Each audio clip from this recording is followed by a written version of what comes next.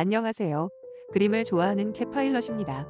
여행을 하게 되면 가장 먼저 방문지의 미술관을 가는데요.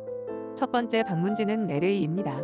LA라고 하면 먼저 떠오르는 것이 헐리우드, 디즈니랜드, 유니버설 스튜디오 등의 주로 영화와 애니메이션 같은 것이 먼저 떠오르게 되지만 실질적으로 LA에는 게티나 더 브로드 같은 좋은 미술관을 가지고 있다.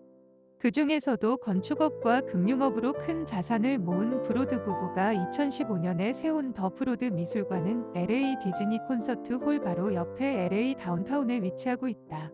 대부분이 그들 부부의 기부로 마련된 자금으로 기획 전시를 제외한 전시는 무료로 입장하고 있고 부의 사회 환원에 대한 귀감을 보여주고 있어 기부 문화가 아직까지도 문화산업까지는 정착되지 않은 한국인으로서 참 부러움을 느끼게 된다. 브로드는 현대 및 전후 예술 컬렉션을 주로 전시하고 있으며 신디 셔먼, 제프 쿤스, 에드 로사, 로이 리 히텐슈타인, 앤디 워홀 등 200명의 예술가의 작품 약 2,000점을 소장하고 있다. 2차 대전 이전의 미술은 유럽 주도였다. 하지만 전쟁의 혼란함으로 전쟁 당사국이 든 유럽의 예술가들은 실질적으로 미술품에 대한 판로를 얻지 못하여 경제적으로 어려움이 있었고 이런 사이에 미국 자본가들에 의해서 유럽 미술품이 구매가 되고 미국 또한 기존의 형태를 바꾸는 새로운 현대 미술이 탄생하게 되었다. 더브로드에서 1900년대 미국의 현대 미술이 주로 전시되고 있어서 성화나 르네상스, 인상주의, 표현주의 등 유럽의 양식의 그림이 익숙한 나에게는 눈과 가슴이 열리는 그런 미술관이었다. 자, 그럼 이제 그림 감상을 시작하겠습니다.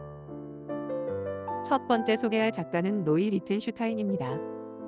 로이 폭스 리히텐슈타인, 독일계로 독일식 발음인 로이 폭스 리히텐슈타인으로 불리기도 하지만 영국식 발음으로는 로이 폭스 리턴스타인으로 불린다. 1923년 10월 27일 미국 뉴욕에서 태어나 1997년 9월 29일 죽을 때까지 미국 뉴욕에서 활동한 미국의 팝 아티스트였다. 그의 작품은 인기 있는 광고와 만화책 스타일의 영감을 받아 신문인 쇄물들이 밴데이 점이라고 하는 작은 점으로 이루어져 있는 것에 착안하여 드로잉이 아닌 구멍이 뚫린 판을 사용하여 색점들을 만들어내는 기계적인 작업에 의해 작품을 완성했다.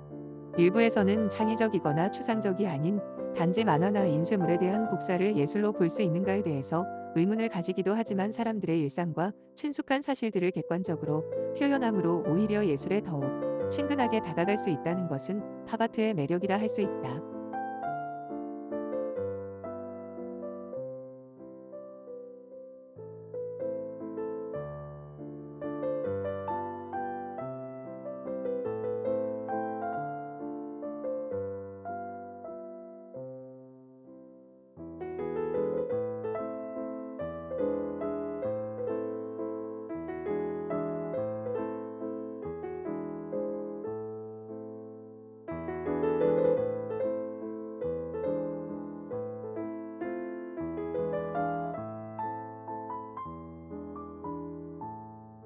그림을 천천히 보셨는데 어떠신가요?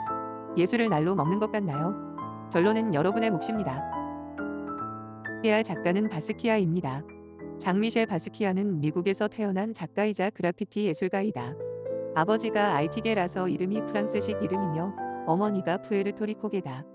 미국 사회에서 이혼한 이민자, 가정에서 자란 그는 길거리의 그라파티 예술가로 시작해서 1970년대 뉴욕에서 그래피티 그룹 3호의 일원으로 처음 이름을 알렸고 1980년대 신표현주의와 원초주의로 세계적인 성공을 거뒀다.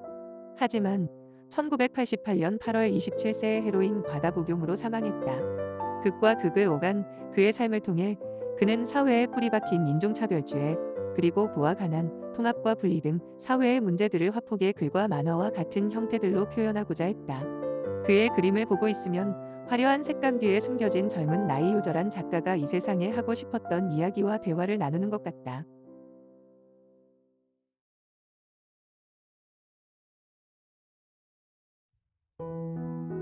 공식적인 그림 제목은 언타이틀, 즉 제목이 없지만 실제로는 작가의 자화상이라고 합니다.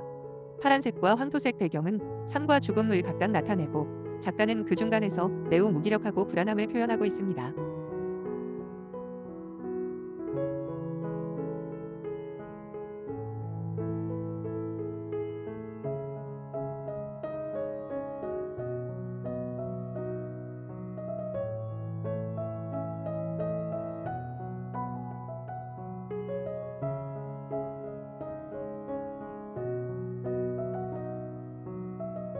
다음에 소개할 작가는 앤디 워홀입니다. 원래 이름은 앤드류 워홀라 주니어이며 앤디 워홀은 예명이다. 그는 시각주의 예술 운동의 선구자로 팝아트로 잘 알려진 인물이고 산업 일러스트로 성공한 후에는 영화, 레코드 프로듀서도 세계적으로 유명해졌다. 그의 작품 세계는 대부분 미국의 물질 문화와 연관되어 있다. 화려한 색깔 도판을 실크 스크린 기법을 이용하여 유명한 스타와 상품 등을 표현하여 미국의 자본주의와 대중문화가 가지는 물질주의의 문제와 진부함, 공허함 등을 표현했다. 워홀의 작품을 보고 있으면 상품 광고인지 예술의 표현인지 혼돈이 오기도 하지만 이런 혼돈은 워홀의 이야기를 들으면 이해가 된다. 나를 알고 싶다면 작품의 표면만 봐주세요. 뒷면엔 아무것도 없습니다. 철저하게 예술가의 내면을 없애고 표면적으로 드러나는 것을 표현함으로써 그림의 의미는 각자 느껴지는 것, 그것이 작품의 정확한 해설인 듯하다. 그가 제프 군스를 지칭할 때 보통 키치의 제왕이라 부른다.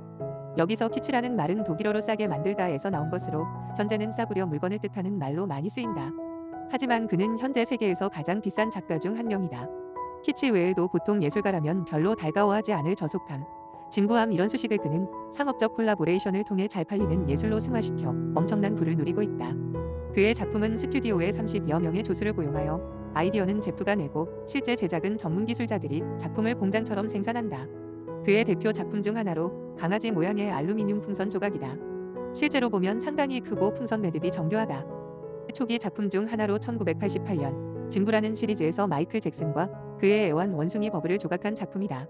이 작품은 도자기로 만들었는데 잭슨의 두터운 화장이 잘 드러나 있으며 유명 스타의 공허함과 연약함을 잘 드러냈다는 평을 받았다. 이제까지 더브로드에 소장된 주요 작가의 작품을 보셨습니다. 브로드가 주로 소장하고 있는 현대미술, 컨템포러리 아트 또는 동시대 미술은 1950년대에서 1970년대에 시작하여 오늘날까지 이어지고 있는 미술을 말합니다. 사진이 등장하면서 화가들은 미술의 대상을 얼마나 사실적으로 그리느냐의 문제에서 벗어나 조형미나 개념을 탐구하는 방향으로 나아가게 되었습니다. 그러다 보니 현대의 미술은 경계가 없는 자유로움의 축으로 발전해왔고 우리들은 그런 작가들이 전하고자 하는 무한의 상상을 즐기면 됩니다. 데이비드 워나로비치의 미국 역사 요약. 이 작품은 강렬한 색감과 붕대감은 사람의 모습이 만화 같기도 해서 눈길이 많이 갔던 그림인데요. 작가가 제목을 미국 역사의 요약으로 정한 이유가 물질주의가 고도화된 현대 사회에서 소외된 사람들의 병들고 상처받은 모습을 표현한 것으로 보입니다.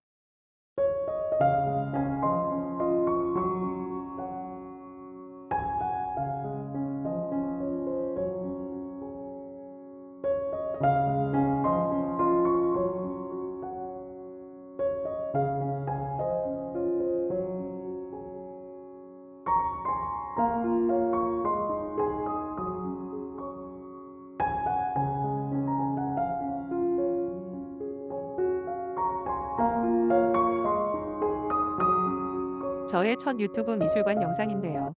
시청해 주셔서 감사합니다.